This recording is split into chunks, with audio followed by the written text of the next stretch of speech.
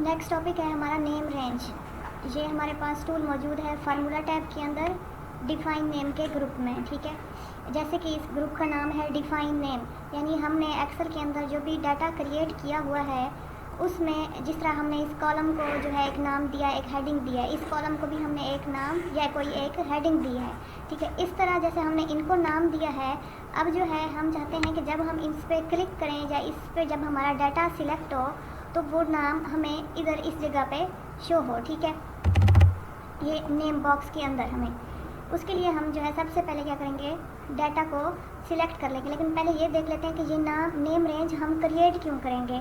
Name range को create करने का ये फ़ायदा है कि अगर हम जो है हमारा माउस किसी और सेल में हो और या फिर हमारा माउस किसी और शीट के अंदर हो तो हमें उसी शीट में उस डाटा की जो है ज़रूरत पड़ जाए तो हम इजीली इस नेम बॉक्स पे क्लिक करके अपने डाटा को सिलेक्ट कर सकते हैं या एक्सेस कर सकते हैं। इसलिए जो है या फिर हमने जो नेम रेंज बनाई हुई होगी उस पे हम फार्मूलाज वगैरह भी अप्लाई कर सकते हैं। सबसे पहले हम देख लेते हैं कि नेम रेंज क्रिएट कैसे होती है। हम इस डाटा को सिलेक्ट कर लेंगे इस कॉलम पे हम जो है एक नेम क्रिएट करना चाहते हैं इस रेंज पे। उसको क्रिएट करने के लिए आप नेम बॉक्स पे जाएंगे, इस पर क्लिक करेंगे, ये जो E3 आ रहा है या जो भी आपके पास इधर रेफरेंस आ रहा होगा वो सिलेक्ट हो जाएगा। आप उसको सिलेक्ट करके बैक स्पेस से उसका नाम इरेज कर देंगे। अब इधर आप अपनी मर्ज़ी की हेडिंग जो भी देना चाहें दे सकते हैं। फिर आप उसको इंटर कर लेंगे। जैसे ही आप इंटर करेंगे अब देखें जैसे ये डाटा सिलेक्ट है तो इसमें उसका नाम शो हो रहा है। ठीक है, और ये हमें इधर भी शो हो रहा है। अगर हम किसी और सेल में जाके क्लिक करें और वापस इस पर क्लिक करें तो हमारा वही डाटा सिलेक्ट हो जाता है। इसी तरह से हम अगर किसी और शीट में हैं और हम जाके इधर क्लिक करें तो इधर भी हमें उसका नाम शो हो रहा है। अब हम इधर क्लिक करेंगे तो फ़ौरन से हम उसी डाटा को एक्सेस कर लेंगे।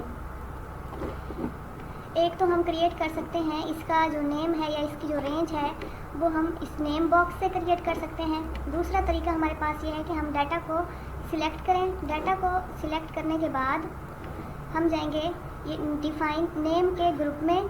इसमें हम पहले टूल पे जाएंगे जहाँ पे लिखा है डिफ़ाइन नेम, इस पर हम क्लिक करेंगे।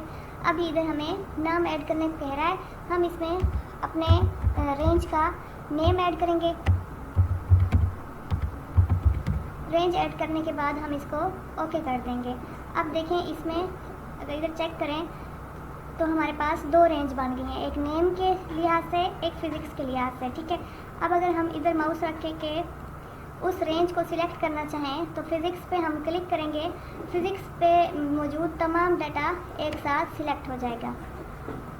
इसी तरह इसका एक और तरीका है नेम रेंज क्रिएट करने का। एक हमने नेम बॉक्स से किया, दूसरा हमने डिफ़ाइन नेम से किया, तीसरा हमारा मेथड है कि हम नेम रेंज नेम मैनेजर से भी क्रिएट कर सकते हैं। इसके लिए हमें सबसे पहले डाटा को सिलेक्ट कर लेना पड़ेगा जहाँ तक हमें उसकी रेंज बनानी है।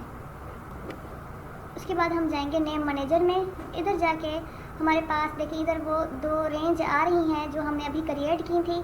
उसके अलावा हमें साथ में टॉप पे एक ऑप्शन मिल रहा है न्यू का। न्यू पे क्लिक करेंगे तो ये हमें एक नई रेंज क्रिएट करने का ऑप्शन देता है। फिर हम इसको ओके कर देंगे। ठीक है, अब देखें इंग्लिश की भी एक रेंज बन गई है। ठीक है, फिर हम इसको क्लोज कर देंगे।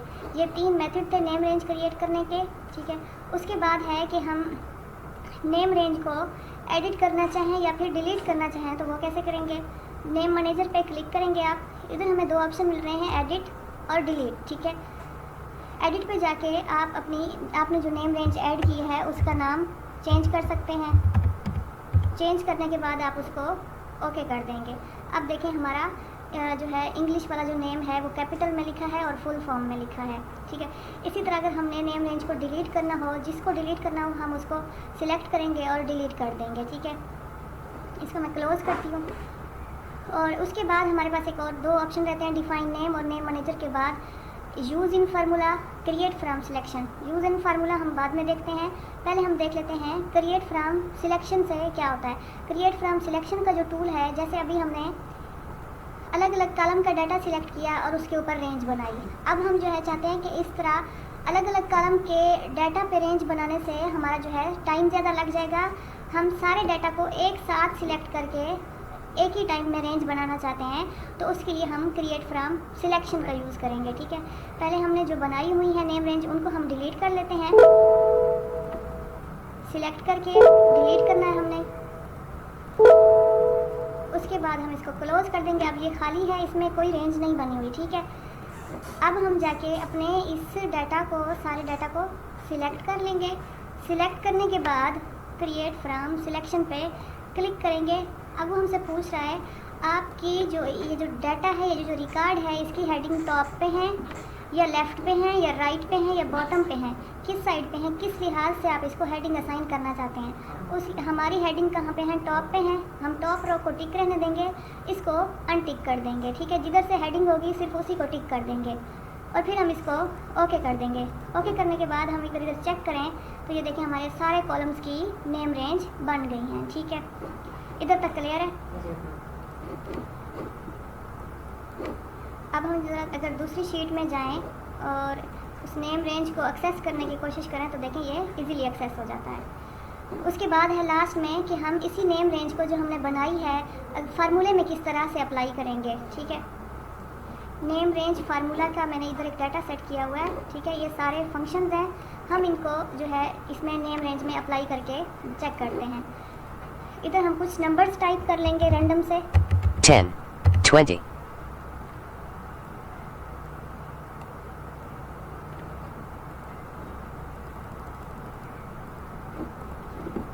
नंबर्स टाइप करने के बाद अब हम इसके ऊपर जो है रेंज बनाएंगे। सबसे पहले इन नंबर्स के ऊपर जिस तरह से हमने पिछले डाटा के ऊपर रेंज बनाई है, हम इधर से भी बना सकते थे, इधर से ही बना देते हैं। जैसे इस रेंज का नाम लिख देते हैं हम नंबर्स, ठीक है। फिर हम इसको एंटर कर देते हैं।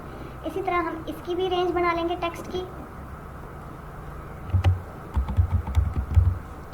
अब इसकी भी हमारे पास रेंज बन गई है, ये देखिए नंबर्स और टेक्स्ट, ठीक है। अब ये रेंज बना ली हमने। अब हम चेक करेंगे कि ये जो फार्मूलाज हैं नंबर्स पे अप्लाई होते हैं या टेक्स्ट पे अप्लाई होते हैं, ठीक है। अब हम सबसे पहले इसका सम करके देखते हैं। इक्वल का साइन लगाते हैं SUM, ठीक है। एक मिनट, इसका फ़ॉन्ट साइज ज़्यादा कर लेते हैं।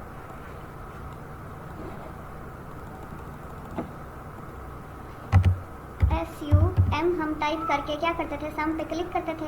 फिर उसके बाद हम जाके नंबर्स को सिलेक्ट कर लेते थे। अब हम नंबर्स खुद नहीं सिलेक्ट करेंगे, हम जस्ट इसके अंदर उस रेंज का नाम टाइप करेंगे जो हमने इसके ऊपर बनाई है। जो नाम हमने उसको दिया है वही नाम टाइप करेंगे और इंटर कर देंगे। वो खुद ब खुद डाटा को सिलेक्ट कर लेगी। इसका नाम था हमारे पास नंबर। अब देखें आपको नीचे की तरफ एक पेंसिल नुमा आइकन नज़र आ रहा होगा, इसके ऊपर आप क्लिक करेंगे तो उसने खुद उस डाटा को सिलेक्ट कर लिया है। और अब आप जस्ट 210, उसने कहा इन नंबर्स का जो सम है 210 है। अगर आप देखना चाहते हैं कि वाकई में इसका आंसर 210 है या रॉन्ग आ रहा है तो आप इसको सिलेक्ट करके इस जगह से भी चेक कर सकते हैं कि इसका आंसर कितना बन रहा है। ये हमें एक्सेल खुद ब खुद इधर सम, काउंट और एवरेज का आंसर दे देता है जब हम उस डाटा को सिलेक्ट कर लेते हैं। उसके बाद सेम हम वही इक्वल का साइन लगाएंगे, मिनिमम लगाएंगे। अब वो जो है हम क्या लिखेंगे इसमें, रेंज का नाम, रेंज को क्लिक करके सिलेक्ट करेंगे और एंटर कर देंगे। अब उसने कहा कि इस दिए गए डाटा में से 10 जो है मिनिमम नंबर है और ये हमने रेंज के ज़रिए फार्मूला अप्लाई किया, खुद इस डाटा को सिलेक्ट नहीं किया। इसी तरह मैक्स का है, इसी तरह एवरेज का, इसी तरह प्रोडक्ट का। ये लास्ट वाले फार्मूलाज में करके दिखा देती हूँ, ये आपने खुद कर लेने हैं, ठीक है। समाल में अब वो हमें समाल का जो फार्मूला है इसमें वो हमें ये बताएगा कि आपका जो डाटा है इसमें से मिनिमम नंबर कौन सा है। और फिर हम ये उसमें ये कंडीशन रखेंगे कि हमें इस डाटा में से दूसरा मिनिमम नंबर देखना है या तीसरा या चौथा, ठीक है। मिनिमम फार्मूले में वो इतना करता था कि वो लास्ट जो लोएस्ट नंबर होता था वही बता देता था। अब समाल में हम अपनी कंडीशन लगा के कोई सा भी मिनिमम नंबर देख सकते हैं। समाल लिखेंगे इसमें और फिर हम इसके ऊपर क्लिक करेंगे। अब ये देखें इस फार्मूले में वो कह रहा है पहले जो है एरे में हम रेंज का नाम देंगे, ठीक है। फिर कॉमा लगा के हम जोन सा भी जो है मिनिमम नंबर चेक करना चाहेंगे वो टाइप कर देंगे।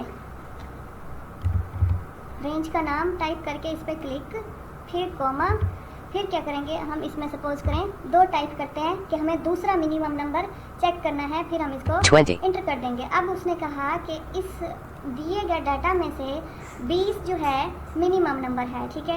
इसका आंसर हमारे पास करेक्ट आया। इसी तरह जो लार्ज का फार्मूला है वो मैक्सिमम फार्मूला की तरह काम करता है। ये भी हमें यही बताता है कि इस दिए गए डाटा में से दूसरे या तीसरे रिकॉर्ड पे कौन सा मैक्सिमम नंबर है। ये सेम समाल फार्मूले की तरह अप्लाई होगा। हम इसमें लार्ज टाइप करेंगे। लार्ज पे क्लिक करने के बाद हम रेंज का नाम देंगे। रेंज का नाम टाइप करने के बाद हम कॉमा लगाएंगे। अब हम तीसरा मिनिमम नंबर चेक करना चाहते हैं, 3 लिखेंगे और 40, इसमें मिनिमम नहीं सॉरी मैक्सिमम। अब उसने कहा इस दिए गए डाटा में से जो 40 है वो मैक्सिमम नंबर है तीसरे नंबर पे, ठीक है। उसके बाद है काउंट फार्मूला। अब जो है हम काउंट फार्मूला इसमें टाइप करेंगे। काउंट फार्मूला हम नंबर पे और टेक्स्ट पे दोनों पे टाइप करके देखेंगे। इसमें अब हम रेंज ऐड कर देंगे। रेंज ऐड करने के बाद हम इसको इंटर कर 6, देंगे। उसने कहा कि ये टोटल 6 नंबर हैं, ठीक है, आंसर ठीक है। अब हम ये सेम फार्मूला हम टेक्स्ट पे अप्लाई करते हैं, काउंट, और फिर हम इसमें ये टेक्स्ट वाली रेंज अप्लाई कर देंगे और इसको हम 0, इंटर कर देंगे। अब उसने कहा कि टेक्स्ट जो है 0 है, जबकि ये भी तो 6 टेक्स्ट लिखे हुए हैं। अब इसका मतलब ये है कि काउंट फार्मूला टेक्स्ट के ऊपर अप्लाई नहीं होता, ठीक है। अब काउंट ए फार्मूला टाइप करके देखते हैं, काउंट ए, और इस पे हम क्लिक करेंगे। अब हम नंबर की रेंज देंगे और हम इसको 7, इंटर कर देंगे। अब उसने कहा कि ये जो हैं 7 नंबर हैं, जबकि काउंट फार्मूला ने कहा 6 हैं। अब काउंट ए ने क्या किया, इसकी हेडिंग को भी 7 काउंट कर लिया, यानी काउंट ए फार्मूला टेक्स्ट और नंबर दोनों पे वर्क कर रहा है। अब हम इसी काउंट ए को टेक्स्ट के ऊपर अप्लाई करके देखते हैं।